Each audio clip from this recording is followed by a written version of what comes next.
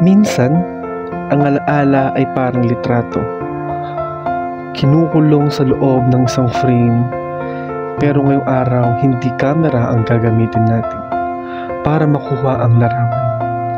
Kundi isang kahon, kaunting itim na kartulina, isang magnifying glass at isang salamin. Simple lang ang mga materyales, pero dito magsisimula ang isang mahiwagang proseso. Isang ordinaryong kahon ang magiging bintana ng mundo sa tulong ng magnifying glass. Papasok ang liwanag sa salamin, babaliktad ang tanawin, at sa itim na kartulina doon huhubog ang larawan. Camera obscura, isang paalala na kahit sa pinakasimpleng paraan, maaari pa rin nating mahuli ang ganda ng isang sandali.